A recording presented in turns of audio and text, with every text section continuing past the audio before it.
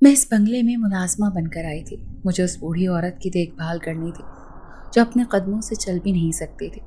ہر وقت اس کی wheel chair گھسیٹتے، کبھی میں اسے باہر لان میں لے کر جاتی تو کبھی اس کے کمرے میں۔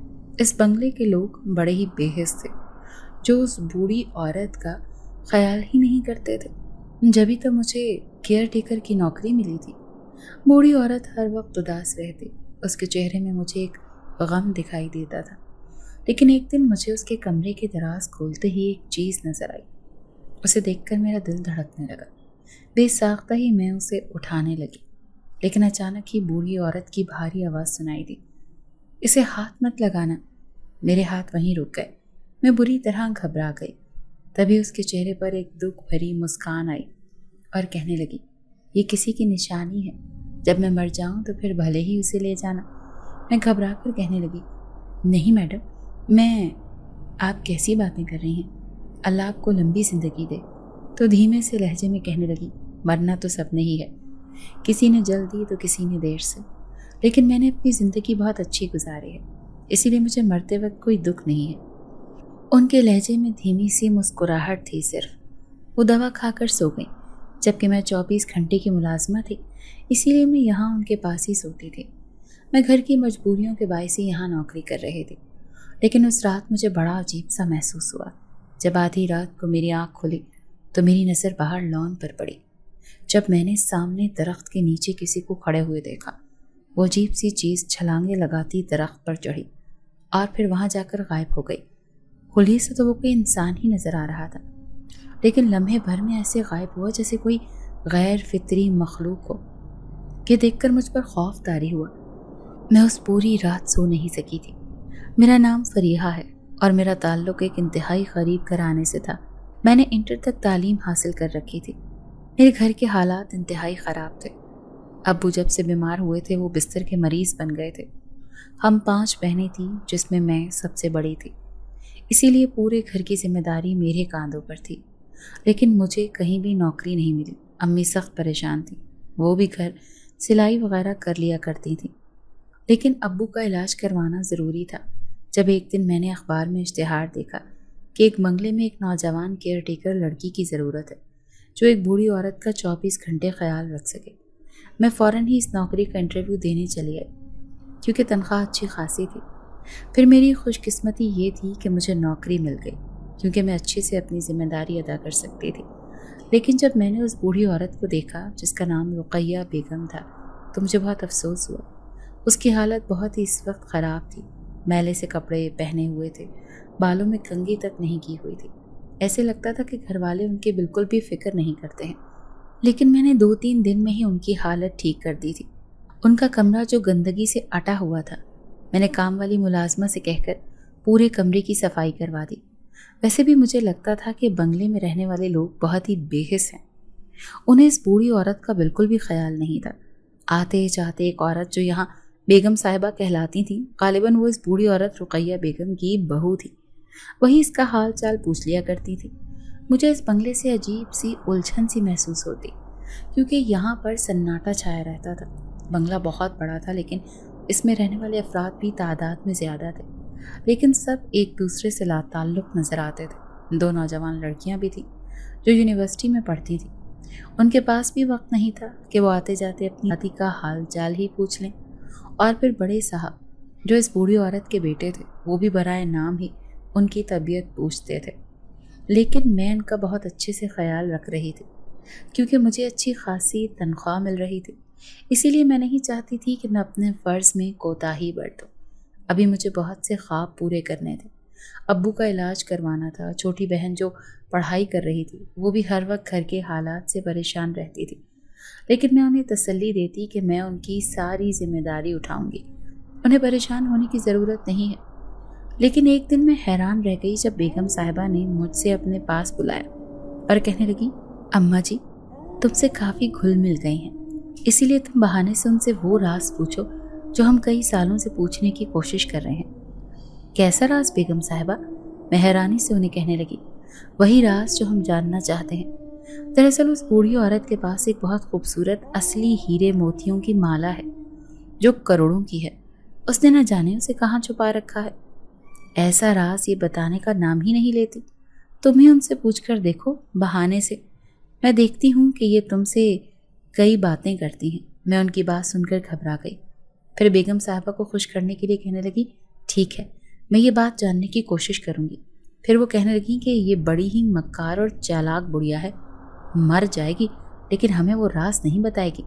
मुझे अफसोस हुआ, वो उस बूढ़ी औरत के बारे में इस कदर गलत गुफ्तगू कर रही थी। फिर जैसे ही मैं उसके पास आई तो वो मुझे देखकर मुस्कुराते हुए कहने लगी, मैं जानती हूँ बेगम साहिबा ने तुमसे क्या कहा है। वो तुमसे इसी हीरे की माला का राज पूछना चाहती हैं।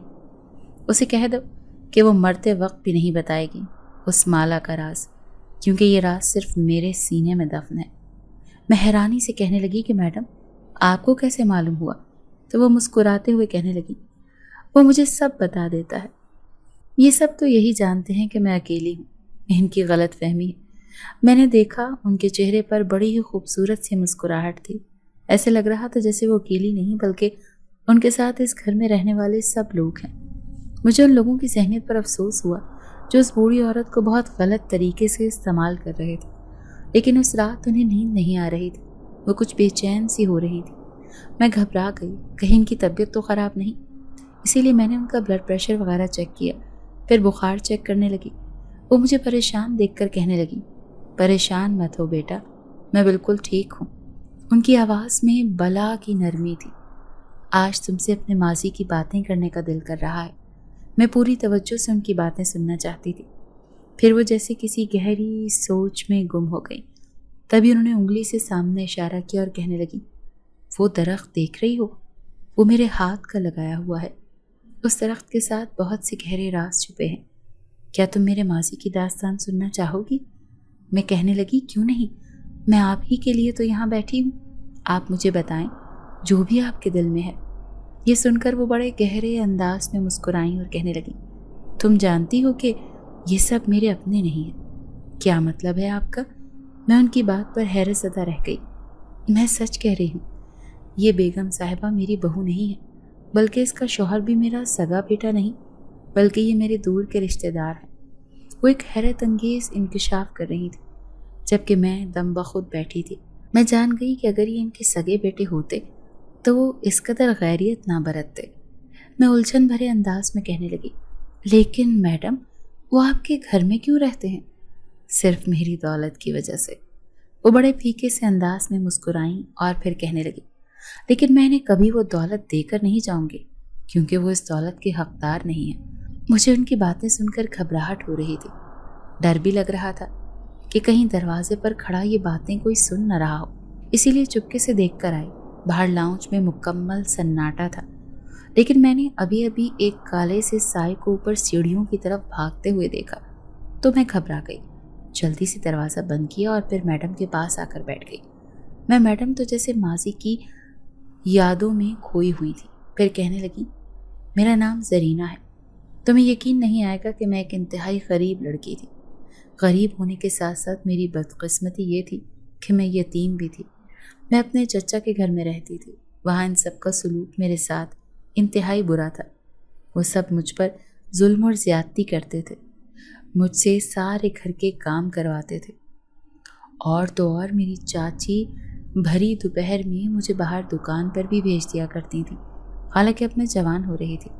मेरी उम्र 14 साल थी, लेकिन मेरी खूबसूरती भला की थी। मेरे लंबे लंबे गहरे से बाल, बड़ी बड़ी आँखें और खूबसूरत नैन नक्श, जिन्हें देखकर सब चौंक जाते थे। अक्सर मोहल्ले पड़ोस की औरतें चाची को मना करती कि तुम्हारी बेटी जवान है, खूबसूरत है, क्या हुआ अगर वो तुम्हारी सगी बेटी नहीं है, इसे बाहर ना भेजा करो। लेकिन चाची किसी की बात मानती ही ना थी। उन्हें मेरी भला कब से परवाह थी। लेकिन एक दिन जब मैं दुकान पर सब्जी लेने जा रही थी, रास्ते में कुछ गुंडों ने मेरा पीछा किया। वो मेरे साथ कुछ गलत हरकत करना चाहते थे। मैं उन्हें देखकर बुरी तरह से घबरा गई। पागलों की तरह भागना शुरू कर दिया। ये भूल गई कि मैं कहाँ जा रही हूँ। घर से फासला इतना ज़्यादा नहीं था, लेकिन मैं रास्ता भटक कर एक अनजान जगह पर चली गई थी। ये एक वीरान सा रास्ता था। मैं वहीं झाड़ियों के पीछे छुप गई।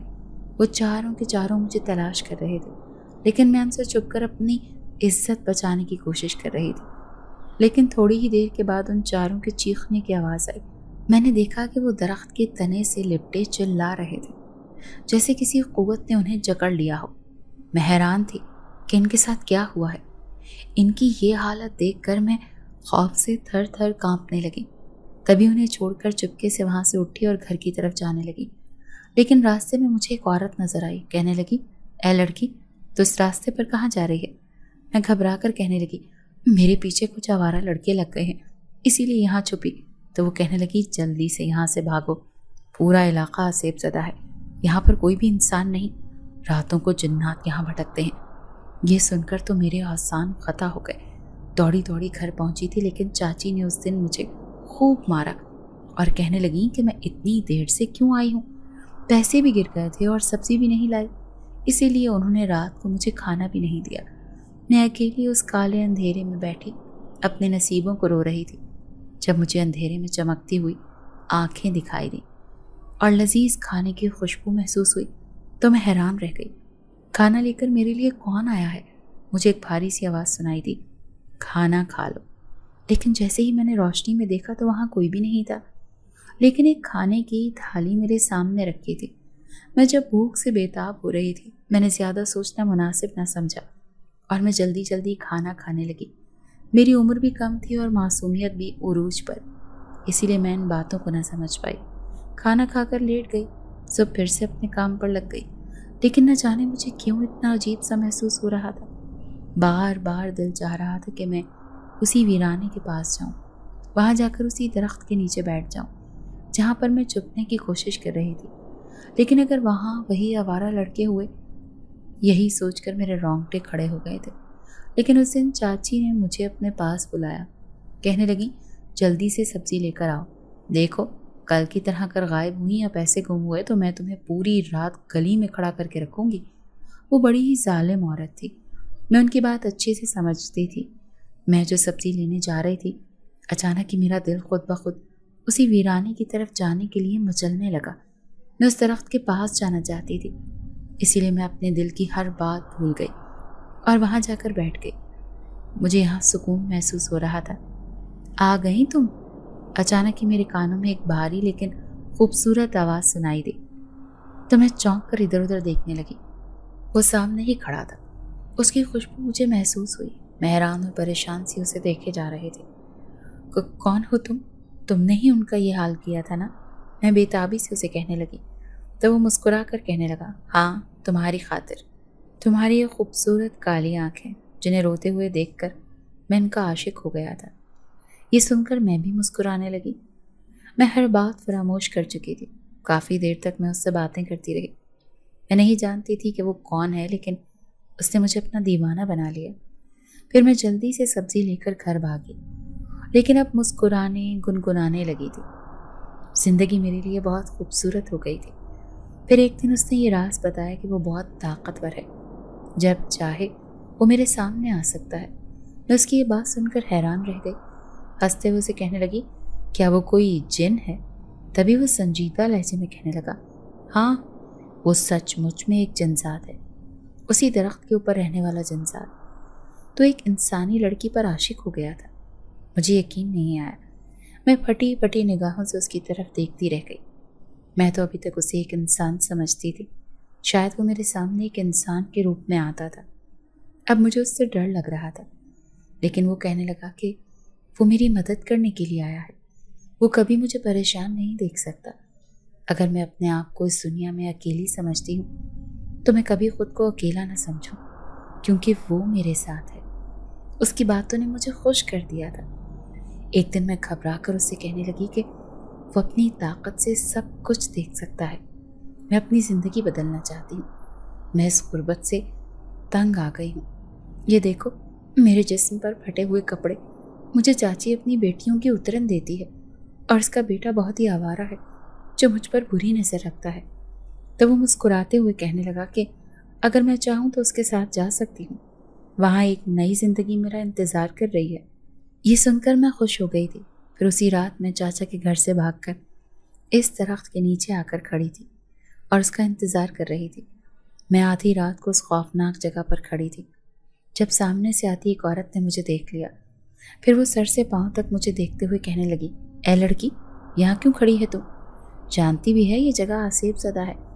میں اب اسے کیا کہتی، کیسے بتاتی کہ میں یہاں پر کھڑی ہو کر ایک جنزات کا ہی تو انتظار کر رہی ہوں۔ لیکن وہ مجھے خوفزدہ کرتے ہوئے کہنے لگی، جلدی یہاں سے بھاگو، نہیں تو تمہاری جان خطرے میں ہے۔ اب میں اس کے ساتھ اس کے گھر چلی گئی۔ میں نے دیکھا اس کا گھر بہت ہی صاف ستھرا اور خوبصورت تھا، جبکہ وہ اس گھر میں اکیلی رہتی تھی۔ میں حیران تھی کہ یہ کون ہے اور اس گھر میں دوسرا کوئی بھی نہیں۔ پھر وہ کہنے لگی، یہاں پر رہو آرام سے۔ وہ میرے لیے بہت ہی لذیذ کھانا لے کر آئی۔ نہ جانے کیوں اس کھانے کی خوشبو مجھے جانی پہچانی سی محسوس ہو رہی تھی۔ پھر میں نے خوب پیٹ بھر کر کھانا کھایا۔ رات ہوئی تو میں اس سے کہنے لگی، کیا آپ اس گھر میں اکیلی رہتی ہیں؟ یہ سن کر وہ زور زور سے ہنسنے لگی۔ اکیلی کہاں، تم بھی تو میرے ساتھ ہو۔ مجھے اس کا ہنسنا بڑا ہی عجیب لگا۔ پھر وہ راز سارانہ انداز میں کہنے لگی، دراصل میں تمہیں جان بوجھ کر لینے گئی تھی۔ مجھے اسی جنات نے بھیجا تھا تم کو لینے کے لیے۔ میں بھی ایک جنزاتی ہوں۔ یہ سن کر تو میرے ہوش اڑ گئے۔ اچانک ہی مجھے اس سے ڈر لگنے لگا۔ دل چاہ رہا تھا کہ یہاں سے بھاگ جاؤں۔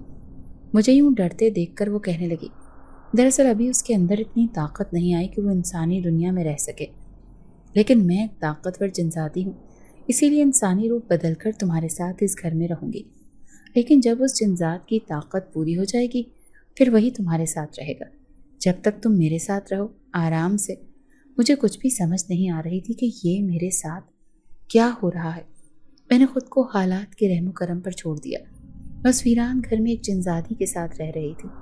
یہ میرے لیے بڑی ہی عجیب بات تھی، لیکن میں صرف اس جنزات کا انتظار کر رہی تھی جو کبھی نہ کبھی میرے پاس آنے والا تھا۔ لیکن ایک دن کچھ لوگ چلے آئے۔ میں نے دیکھا وہ جنزادی غائب ہو گئی۔ مجھے بہت ڈر لگا، لیکن لوگوں نے مجھے گھیر لیا اور کہنے لگے، دیکھو تو صحیح، یہ نوجوان لڑکی یہاں اکیلی کیا کر رہی ہے، وہ بھی اس خالی گھر میں۔ انہوں نے مجھے پکڑ کر میرے چچا کے گھر بھیج دیا۔ چاچا نے مجھے خوب مارا اور پھر زبردستی اپنے آوارہ بیٹے سے میرا نکاح کر دیا۔ اب میں دن رات روتی رہتی۔ وہ نشئی آتا اور مجھ پر خوب ظلم کرتا۔ میری زندگی عجیب الجھن کا شکار تھی۔ اب میں چاہتی تھی کہ کہیں میں یہاں سے دور بھاگ جاؤں، لیکن خدا کو کچھ اور ہی منظور تھا۔ جب ایک دن میرے شوہر کی لاش آئی اور ہمیشہ کے لیے میری اس سے جان چھوٹ گئی، میں اس کی موت پر آنسو بھی نہیں بہا رہی تھی، کیونکہ وہ مجھ پر اتنے ظلم کرتا تھا کہ مجھے اس کے مرنے پر ذرا بھی ترس نہ آیا، بلکہ میں خوش ہو رہی تھی کہ اچھا ہے میری اس سے جان چھوٹ گئی۔ لیکن سب لوگ مجھے بدبخت کہہ رہے تھے۔ ان سب کا خیال تھا کہ میں ایک بد نصیب لڑکی ہوں جس کی شادی کے 3 مہینے بعد ہی اس کا شوہر مر گیا۔ اب لوگوں نے مجھ پر انگلیاں اٹھانی شروع کر دیں۔ چاچا اور چاچی تو مجھ سے سخت نفرت کرتے تھے۔ انہوں نے مجھے ایک کمرے تک محدود کر دیا۔ اب میں ہر وقت اس کمرے میں اکیلی روتی رہتی۔ لیکن ایک دن میرے سامنے کوئی آیا۔ وہ کافی دن بعد میرے سامنے آیا تھا، لیکن میں نے اسے دیکھ کر منہ پھیر لیا۔ پھر وہ کہنے لگا، میں جانتا ہوں کہ تم مجھ سے ناراض ہو، اسی لیے میں تمہارے لیے کچھ لے کر آیا ہوں۔ یہ ایسے ہی اس نے مجھے ایک لال رنگ کی پوٹلی دی اور کہنے لگا، یہ پوٹلی تمہاری قسمت بدلنے والی ہے۔ دراصل میں اپنے قبیلے میں واپس چلا گیا تھا۔ وہاں شہنشاہ جنات نے مجھے ایک دوسرے قبیلے میں بھیج دیا۔ میں بہت مجبور ہو گیا تھا، تمہارے پاس نہ آ سکا، لیکن آج تمہیں اس حالت میں دیکھ کر میرا دل خون کے آنسو رو رہا ہے۔ لیکن میں اب تمہیں کسی ملکہ کی طرح رکھوں گا۔ یہ کہہ کر وہ میرے سامنے سے غائب ہو گیا۔ میں نہیں جانتی تھی کہ اس پوٹلی میں کیا ہے، لیکن جیسے ہی میں نے وہ کھول کر دیکھی تو میرے ہوش اڑ گئے۔ اس میں رکھا ہوا خزانہ دیکھ کر تو میری آنکھیں پھٹی کی پھٹی رہ گئیں۔ وہ میری قسمت بدلنے آیا تھا۔ مجھے ابھی تک یقین نہیں آیا۔ پھر میں اس کوٹری سے بھاگ نکلی، کیونکہ وہاں رہتے رہتے میری زندگی بہت تنگ ہو گئی تھی۔ پھر میں نے اس زیور میں سے کچھ زیورات کا حصہ بیچ کر اپنے لیے ایک خوبصورت سا گھر خریدا اور وہاں پر عیش سے رہنے لگی۔ میری پوری زندگی بہت ہی خوبصورت گزری تھی، لیکن پھر ایک دن میرا چاچا اور چاچی مجھے ڈھونڈتے ہوئے وہاں آ گئے، زبردستی میرے ساتھ رہنے لگے۔ کچھ دنوں بعد چاچا کا انتقال ہو گیا، لیکن ان کے بچے یعنی کہ ان کا ایک بیٹا اور اس کی بیٹی اپنے بچوں کے ساتھ اسی گھر میں رہنے لگے۔ پھر دھیرے دھیرے میں بوڑھی ہو گئی۔ میری ساری دولت جائیداد جتنی بھی میرے پاس تھی وہ میں نے اپنے پاس محفوظ کر لی، لیکن ابھی بھی وہ مجھ سے ملاقات کرنے آتا ہے۔ یوں سمجھ لو کہ میں بیوہ ہونے کے باوجود بھی شادی شدہ تھی، کیونکہ میں ہر رات اس جنزادی کے لیے سنگھار کرتی تھی۔ میں نے اپنا شوہر تو کھو دیا، لیکن دنیا کی نظروں سے پوشیدہ ہو کر میں نے اس جنزات سے شادی کر لی تھی۔ اب میں اسی کی بیوی تھی، لیکن اس گھر میں رہنے والے لوگوں کی تعداد بڑھنے لگی۔ میں کسی کو بھی منع نہیں کرتی تھی، لیکن میں کیا جانتی تھی کہ یہ لوگ اتنے لالچی ہو جائیں گے کہ ان کی نظر میری دولت پر ہوگی۔ میں نے آج تک ان سے یہ دولت چھپا کر رکھی ہے۔ میں کسی کی نظر بھی اس پر پڑنے نہیں دینا چاہتی تھی، لیکن جیسے ہی میں بوڑھی ہونے لگی، اچانک ہی ان لوگوں نے مجھ سے منہ پھیر لیا۔ اب مجھے کمرے تک محدود کر دیا ہے، کیونکہ میرا جنزاد اب اس دنیا میں نہیں رہا۔ نہ جانے وہ کہاں ہے، کتنے سال ہو گئے وہ مجھ سے ملاقات کرنے نہیں آیا۔ کاش وہ ایک بار مجھ سے ملنے آئے تو میں بھی اسے دیکھ کر خوش ہو جاؤں۔ نہ جانے کیوں میرے دل میں ابھی بھی وہی ہے۔ لیکن تم بہت اچھی لڑکی ہو، تمہیں دیکھ کر مجھے اپنائیت کا احساس ہوتا ہے۔ وہ آنسو پونچھتے ہوئے اپنی کہانی سنا رہی تھی، جبکہ میں دم بخود ان کی یہ عجیب و غریب کہانی سن رہی تھی۔ مجھے کہانی سن کر بہت ہی خوف محسوس ہوا۔ اس بوڑھی عورت کا تعلق جنزات سے ہوگا، یہ تو میں نے سوچا بھی نہیں تھا۔ میں ڈرتے ڈرتے پوچھنے لگی، تو کیا یہ آپ کے بچے نہیں ہیں؟ تو وہ نفی میں سر ہلا کر کہنے لگی، نہیں، یہ میرے کزنوں کے بچے ہیں، اور یہ میرا کزن جو آج ساری دولت پر سانپ بن کر بیٹھا ہے۔ لیکن میں اسے اس کی قیمتی دولت کے بارے میں کبھی بھی نہیں بتاؤں گی جو میں نے ان سے چھپا کر رکھی ہے۔ وہ میرے مرتے وقت خدمت کرے گا، میں اسی کو یہ راز بتا کر جاؤں گی۔ وہ فیصلہ کر چکی تھی۔ مجھے انہیں دیکھ کر بڑا ترس آ رہا تھا، جو اپنوں کی محبت کو ترسی ہوئی تھی، لیکن میں ابھی بھی انہیں بتانا چاہتی تھی کہ مجھے اس بنگلے میں کسی غیر فطری چیز کا احساس ہوتا ہے، لیکن میں نے یہ بات انہیں نہیں بتائی۔ لیکن ایک رات جیسے ہی میں کمرے میں آنے لگی تو میڈم کے پاس کھڑا ہوا کوئی مجھے دکھائی دیا۔ وہ دونوں آپس میں کوئی بات کر رہے تھے۔ میں پردے کے پیچھے سے چھپ کر دیکھنے لگی۔ میڈم آنکھوں میں آنسو لیے اس سے بات کر رہی تھی، لیکن ان کی آنکھوں میں بلا کی محبت تھی۔ ایسے لگ رہا تھا جیسے وہ کسی سے برسوں بعد ملی ہوں۔ پھر میں نے ان دونوں کو اکیلا چھوڑ دیا۔ میں نہیں جانتی تھی کہ وہ اجنبی کون ہے، کیونکہ میں نے صرف اس کی پشت دیکھی تھی۔ لیکن جیسے ہی اگلی صبح میں میڈم سے ملنے گئی تو میں نے ان کی حالت میں قدرے بہتری محسوس کی۔ وہ خوش لگ رہی تھی۔ پھر مجھ سے کہنے لگی، تم ایک اچھی لڑکی ہو، تم نے 6 مہینے سے مجھے اتنا خوش رکھا، مجھے اپنی خدمت سے متاثر کیا، اسی لیے میں تمہیں ایک چیز دے کر مرنا چاہتی ہوں۔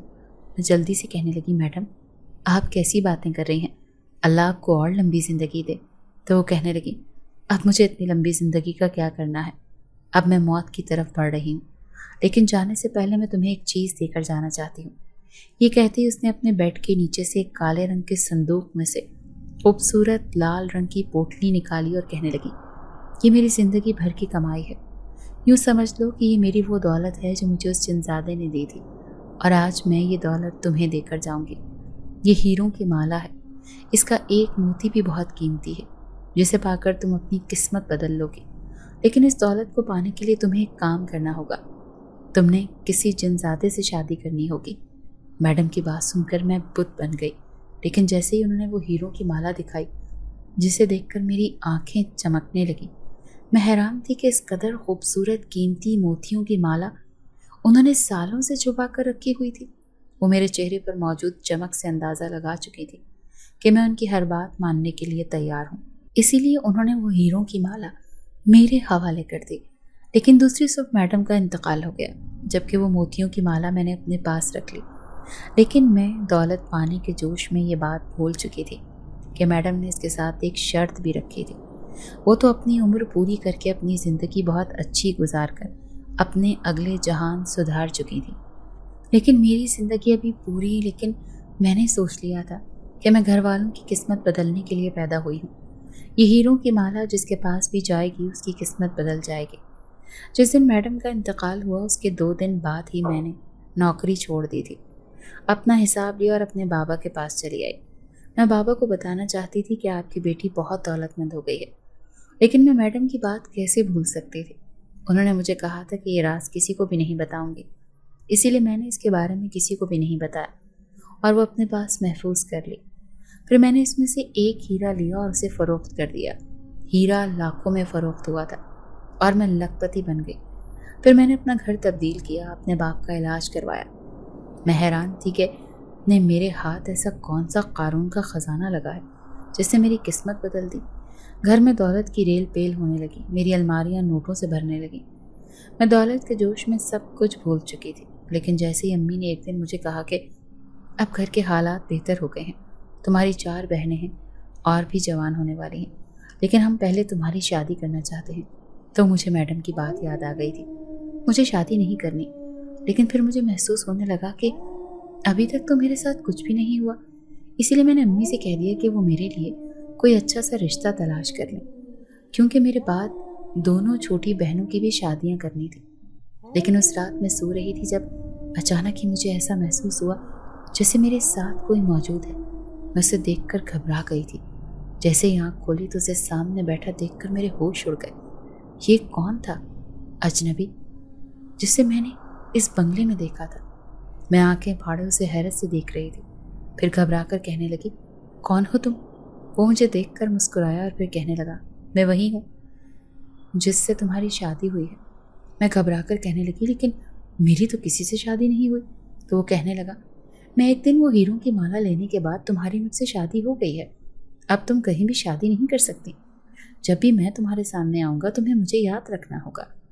कहते ही वो मेरे सामने से गायब हो गया, जबकि मुझे ऐसे लग रहा था जैसे मैंने कोई भयानक ख्वाब देखा हो। मैं अभी तक इस ख्वाब की कैफियत को खुद पर महसूस कर रही थी, लेकिन दूसरे ही दिन मैंने अम्मी से इनकार कर दिया कि मुझे शादी नहीं करनी। अम्मी कहने लगी, ये क्या हरकत है? कभी कहती हो शादी करनी है, कभी नहीं। लेकिन मैंने कह दिया कि पहले आप दोनों छोटी बहनों का रिश्ता तलाश करें, इसके बाद मैं शादी का सोचूंगी। यूँ मेरी दोनों बहनों की शादी हो गई। अब मैं समझ रही हूँ कि जो मालो दौलत मैंने हासिल किया है उसके बदले मेरी सारी ज़िंदगी गंवारा रहना होगा उस जिनज़ादे के नाम पर, जैसे मैडम ने अपनी ज़िंदगी उसके नाम कर दी थी। अब मैंने अपनी हर ख्वाहिश को दिल से मिटा दिया था। अब्बू अम्मी हैरान थे कि मैं शादी क्यों नहीं कर रही, लेकिन मैंने भी फैसला कर लिया था कि मैं अब किसी को ये राज नहीं बताऊंगी कि आखिर मेरे साथ क्या हुआ है, ये मैंने किस वजह से शादी करने से इनकार किया है। लेकिन फिर उस रात वो मेरे सामने आया था।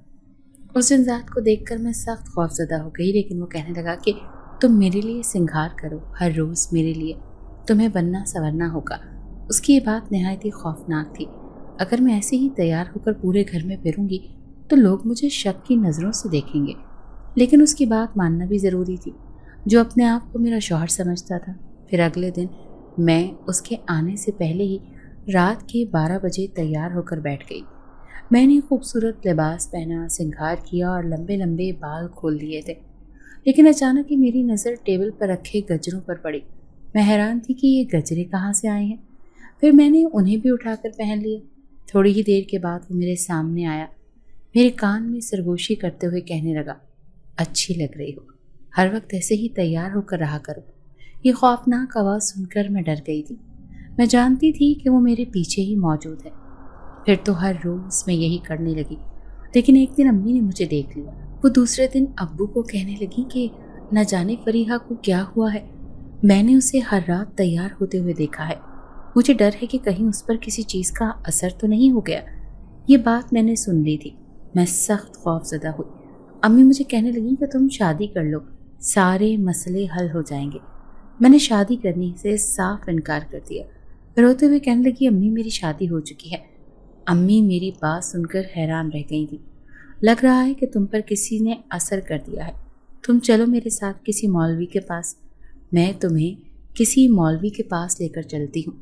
लेकिन मैंने जाने से इनकार कर दिया था, क्योंकि मैंने ये राज अपने सीने में दफन कर रखा था कि मैंने उस दौलत को पाने के लिए जिनज़ादे से शादी कर ली थी, जिसके वो हीरे की माला थी। इसके बाद मैं कभी भी शादी नहीं कर सकती। लेकिन मैं ये बात अम्मी को कैसे बताती? उन्हें सख्त सदमा पहुंचता। लेकिन वो ज़बरदस्ती मुझे मौलवी साहब के पास लेकर जाना चाहती थी, लेकिन मैं घर में छुपती फिर रही थी। अब मैं खुसूसी तौर पर रात के 12 बजे अपने कमरे का दरवाज़ा बंद कर लेती। अपना हार सिंगार करने के लिए मैं आईने के सामने बैठ जाती, लेकिन मैं नज़र रखती कि कोई मुझे देख तो नहीं रहा। मैं नहीं चाहती थी कि कोई मुझे देखे और मेरे बारे में अजीबो गरीब बात करे। यही वजह है कि अपने ज़्यादातर अपने कमरे में ही रहने लगी थी। मैंने सबसे मिलना जुलना भी छोड़ दिया था। जो भी रिश्तेदार मुझसे मिलने आता और उसकी ज़बान पर तफसीली सवाल होता कि फरीहा ने शादी क्यों नहीं की, सभी बहनों की शादी हो गई है या अभी तक कंवारी क्यों है, घर की जिम्मेदारियां भी इसने उठाई हैं, अब इसे भी हक पहुंचता है कि अपनी ज़िंदगी भी खूबसूरत गुजारे, लेकिन कोई भी मेरी मजबूरी नहीं समझ पा रहा था कि अब मैं परेशान हो गई थी। मैं नहीं समझ पा रही थी कि आने वाली ज़िंदगी में मुझे क्या करना है। ऐसे ही लोगों के सवालों के जवाब देने हैं कि हमें सारी ज़िंदगी ऐसे ही रहूँगी। आखिर मैडम ने अपनी ज़िंदगी कैसे गुजारी थी? वो इतने खुश कैसी थी? शायद वो बंगले में बिल्कुल अकेली रहती थी, इसीलिए उनके लिए कोई भी रिश्तेदार नहीं थे, इसीलिए उन्हें किसी को जवाब देना नहीं पड़ता था। लेकिन अचानक मुझे याद आया कि मैडम तो पहले ही शादी कर चुकी थी, क्योंकि उनकी शादी उनके कज़न से हुई थी। वो एक बेवा औरत थी, जबकि मैं ठहरी कंवारी लड़की। फिर उस दिन मैं रात भर रोती रही। मेरे दिन को किसी तरह सुकून नहीं मिल रहा था। लेकिन अचानक ही जैसे मैं सोई तो मैंने एक अजीबो गरीब सा ख्वाब देखा। मैंने अपने आप को एक जंगल में भटकते हुए देखा, जैसे कोई मेरे पीछे पीछे आ रहा हो। मैं उससे बचने की नाकाम कोशिश कर रही थी, लेकिन वो मुझे पकड़ना चाहता था। मैं कभी दरख्त के पीछे छुप रही थी तो कभी झाड़ियों के पीछे। लेकिन अचानक ही सामने मुझे एक सफ़ेद सी रोशनी नजर आई, तो मैं उसके पास जाकर महफूज हो गई। ये ख्वाब देखते ही मेरी आंख खुल गई। मेरा पूरा वजूद पसीने से शराबूर था। मैं हैरान थी कि मैंने इतना अजीब व गरीब ख्वाब कैसे देखा है और इस ख्वाब की हकीकत क्या है। काफ़ी देर तक मैं सोचती रही, लेकिन मुझे कुछ भी समझ नहीं आई थी। फिर बेइख्तियार फजर की अजान होने लगी तो मैं अल्लाह के हुजूर सजदे में गिर गई और अपनी परेशानियों का हल तलाश करने लगी। जैसे ही नमाज पढ़कर उठने लगी तो अचानक ही मुझे कमरे में रोशनी सी नजर आई। वो एक सफ़ेद रोशनी पूरे कमरे में फैल गई थी। मैं उसे देखकर घबरा गई। मैं बाहर जाने ही वाली थी कि अचानक वो रोशनी एक इंसानी रूप में ढल गई। वो एक बुजुर्ग थे जो मेरे कमरे में मौजूद थे। मैं खौफ से कांपते हुए उन्हें देखे जा रही थी। मेरी ज़बान से अल्फाज भी अदा ना हुए। तभी मैं कांपते लहजे में उन्हें कहने लगी, कौन हैं आप? यहाँ क्यों आए हैं? मेरी बात सुनकर वो मुस्कुराए और फिर कहने लगे, बेटी, मैं तुम्हारी मदद करने। कैसी मदद? मैं हैरान होकर उनसे पूछ रही थी। वो कहने लगे, मैं एक जिनजात हूँ। दरअसल मैं जानता हूँ कि तुम्हारे पास वो हीरे की माला है जिसे बेचकर तुम बहुत अमीर हो गई हो। वो एक जिनजात की माला थी जिसने तुमसे खुफिया शादी कर ली है, लेकिन मैं तुम्हारी उससे जान छुड़वाना चाहता हूँ। ये सुनकर मैं हैरान रह गई। तो वो कहने लगे, अभी तुम्हारे पास वो माला मौजूद है या नहीं?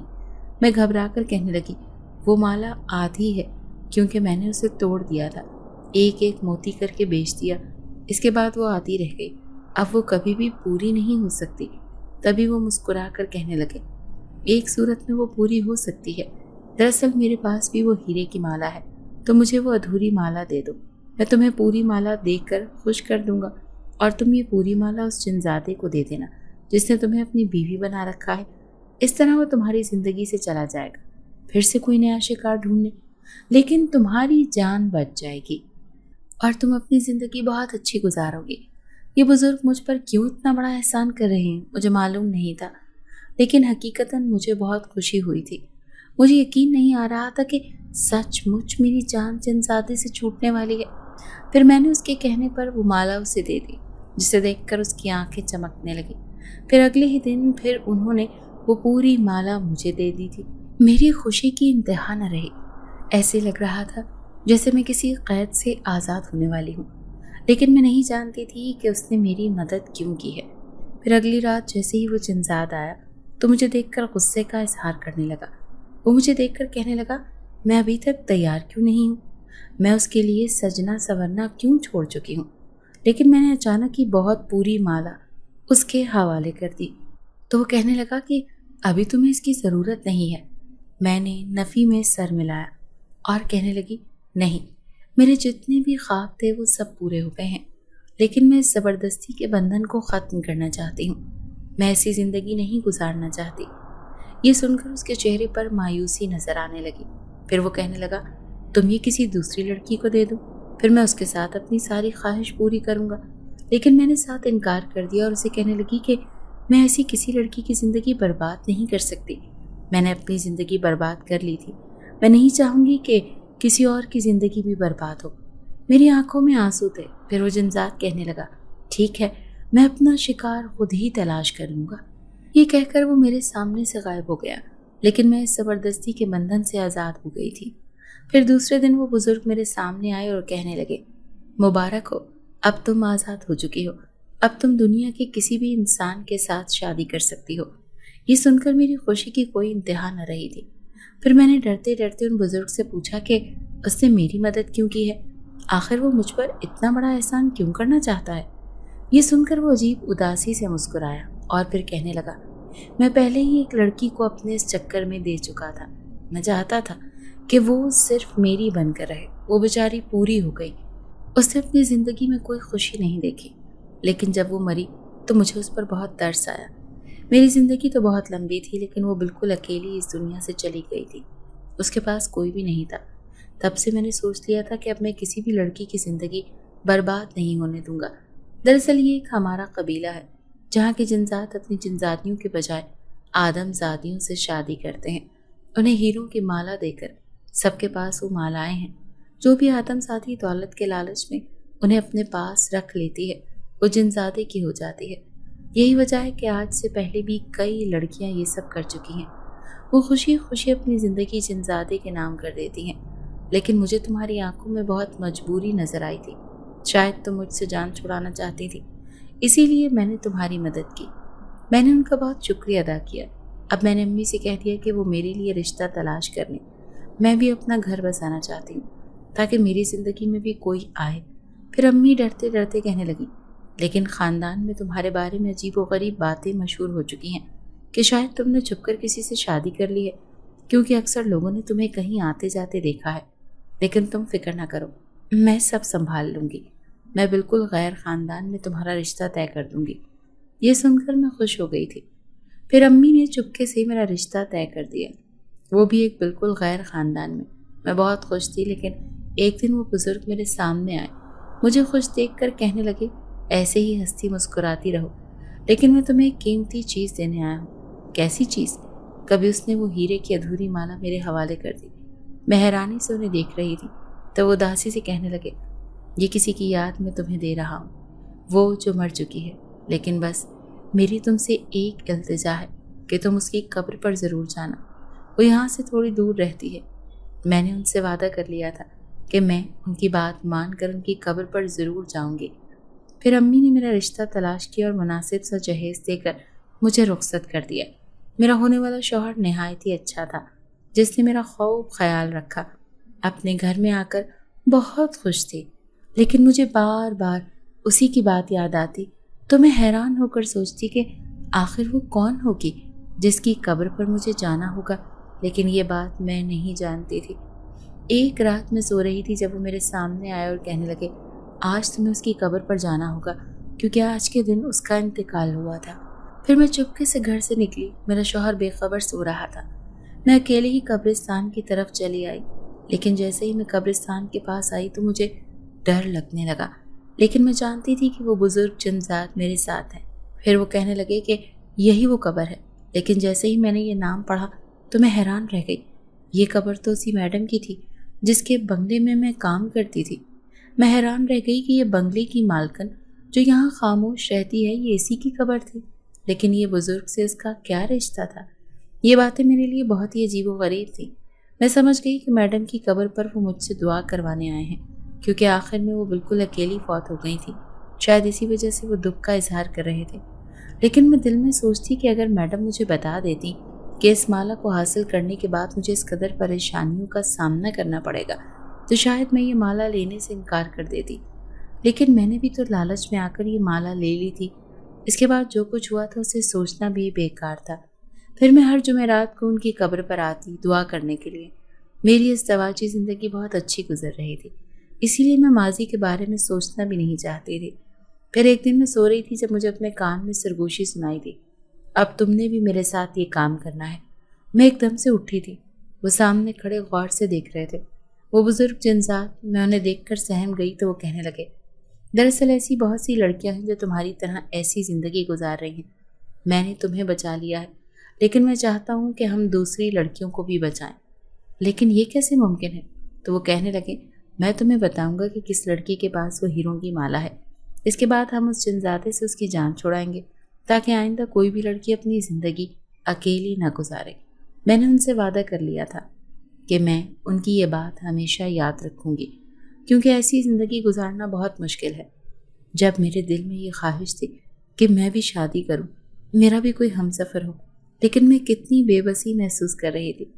لیکن اس بزرگ جنزات کی وجہ سے میری زندگی بہت خوبصورت ہو گئی تھی۔ پھر اپنی آنے والی زندگی میں نے کئی لڑکیوں کو اس بات سے بچایا تھا کہ وہ اپنی زندگی اکیلے نہ گزاریں۔ میں اپنی ادھوری مالا ان کی بچی ہوئی مالا سے پوری کر دیتی، یوں وہ جنزادے کو مالا واپس کر دیتی اور ان کی زندگی بچ جاتی، جیسے اس بزرگ جنزات نے میری زندگی کو خوبصورت بنایا تھا۔ آج بھی میں ماضی کی اس بات کو سوچتی ہوں تو مجھے بہت خوف محسوس ہوتا ہے۔